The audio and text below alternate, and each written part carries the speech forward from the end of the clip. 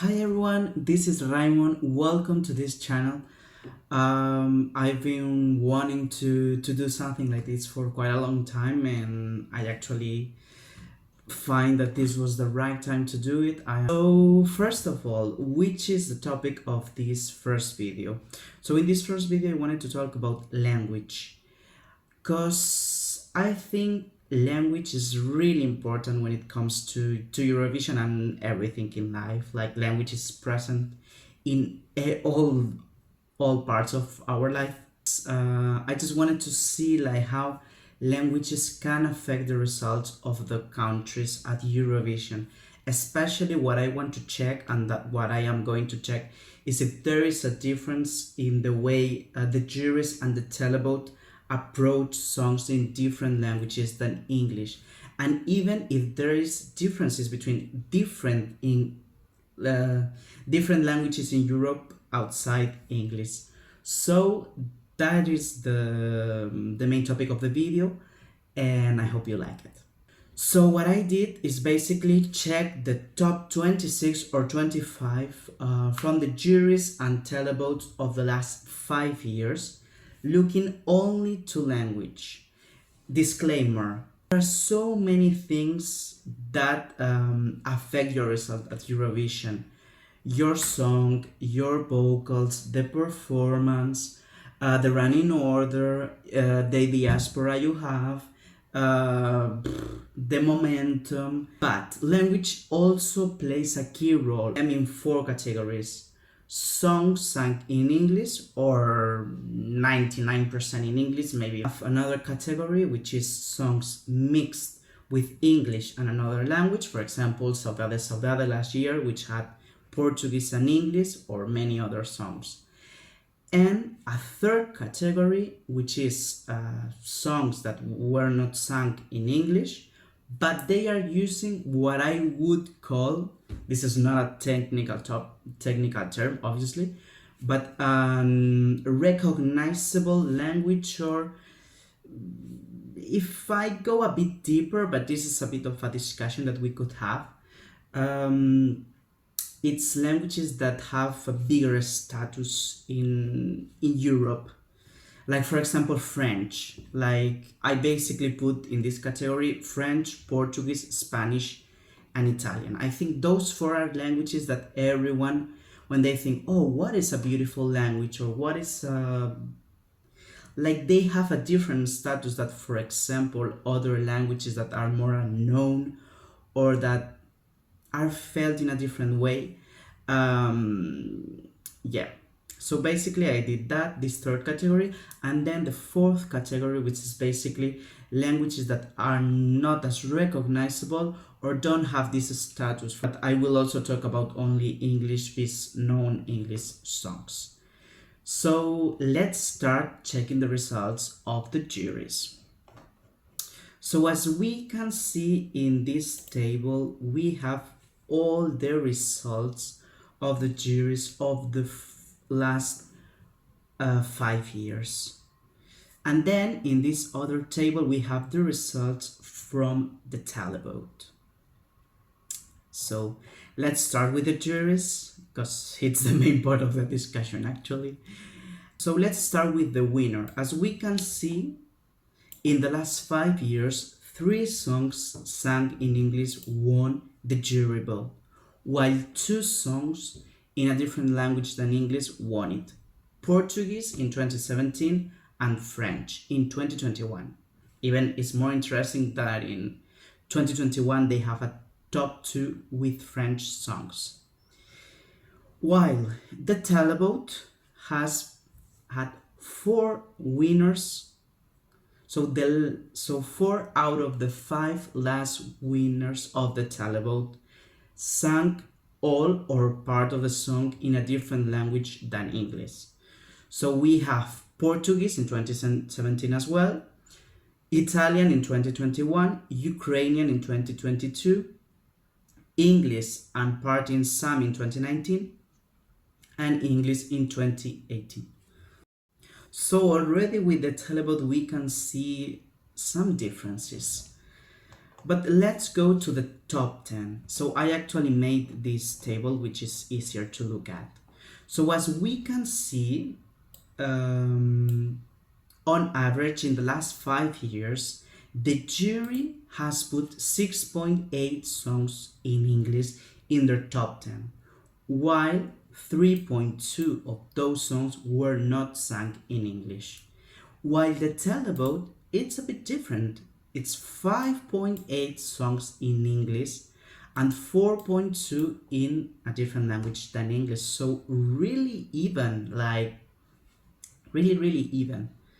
So if we go year by year, we see that the jury put 8 English songs in 2017 in their top 10, 7 songs in 2018, 9 songs in 2019, 5 songs in 2021, and 5 songs in 2022. We also see a difference in trends, like songs that aren't sung in English doing way better. We also see that in the televote.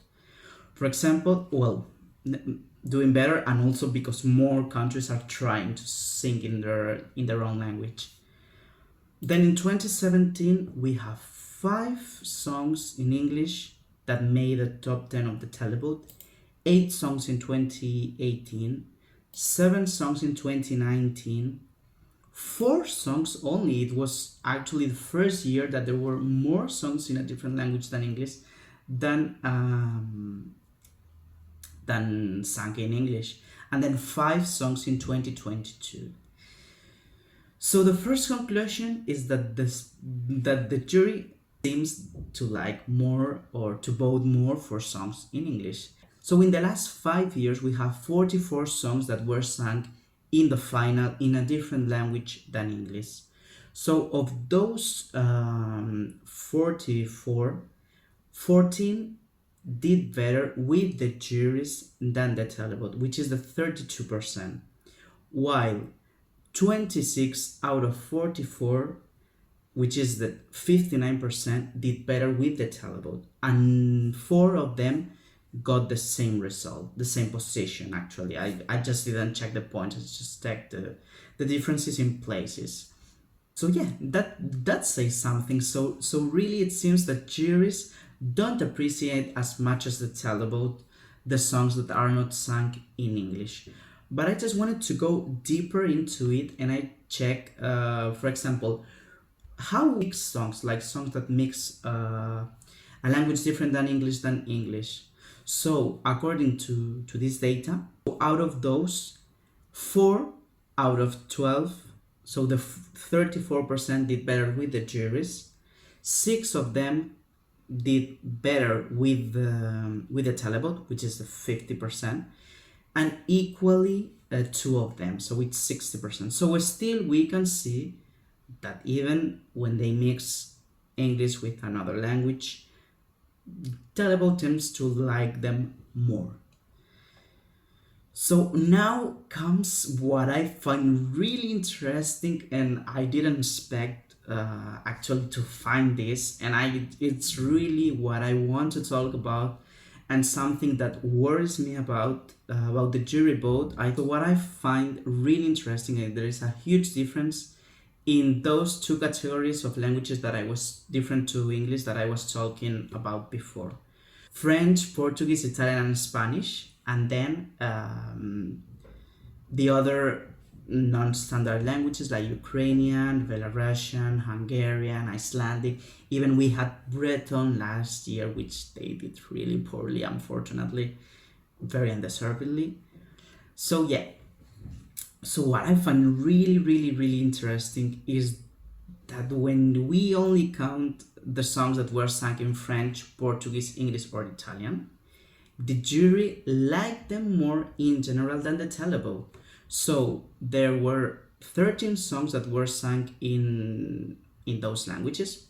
They didn't need to be like Italy. For example, Estonia sang in Italian in 2018. And yeah, it's really interesting that here 7 out of 13 of those songs did better with the jury. So that is 54%, the 54% of them. while 4 did better with the televote, which is the 31%, and 2 did equally well. But when we go to those, what I would call not as recognizable, or that don't have that status, and that I really don't want to mean that these languages are ugly or something. I just talking from the perspective of a juror. There were 18 songs in those languages, but when you look at the results of those not as recognizable, or that I don't feel have the same status for people in Europe, it's really interesting that only 3 of them did better with the juries than with the televote, which is just the 17%, while 14 out of 18 did better with the televote, just 78%, and equally did well 1 of them. For example, Serbia 2019, I just think this is a very jury-based song. Why did it finish 19 in 2019, and then we have 2022 with Australia 9th? This is what I'm talking about. There seems to be a bias for those songs. Or for example, Lithuania 2022. This is also a song that could do really well with the juries, but it didn't. And that is what worries me, and that it's actually really relevant now that we have a song in Finnish that can win Eurovision. And we all think that the juries are going to drag this down. But why? It's my main question. So some people might say, okay, but this is because you are counting Serbia, Albania, Lithuania. Yes, they are going to always do better with the televote because they have a big diaspora, blah, blah, blah, blah, blah, blah. So I took those down, and I was only counting the 8 songs that weren't sung in those languages. Still the same. 6 out of those 8 songs did better. So the 75%. That really says something. My conclusion is that it's really clear that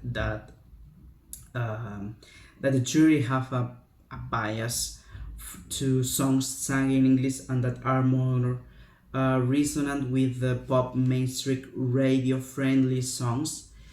And I think this is something that the EBU should really think about.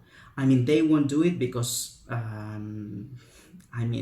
we all know who are the countries that dominate the EBU and that have a very big say in what happens there, and they are very happy with this status quo. But we need to discuss this. We need more diverse jury panels. We need more people on those panels. We need more people from different generations, different backgrounds, different music styles. It's not only about languages. We can also discuss about music styles, conceptual songs. Like, why Shum has to do better with the televote, with the jurors? It should do better with the jurors that are professional and that should be able to recognize original compositions and just not vote for a male with a ballad. that's a bit harsh, but yeah, that's really how I feel. We need more diverse panels, and I think that is really important, and it's something we need to discuss. I'm open to discuss it with other people. Some people might think this is not relevant, or that language doesn't make an impact, and this was not worth it. But I do think jurors have a bias, and it's really sad that professionals have bias than normal people with so-called locals that seems to be stupid to understand music, but they got it better than them. So we need to talk about the people that we have in the jurors. The EBU should pay attention to this and they need to think through this. Eurovision is great as it is right now, but it can be even better. Thank you for watching the video. I hope that you found it interesting and that you can also go deeper in this data, and also if you want to analyze more, I would be more than happy to listen from you. And so yeah, let's keep the discussion.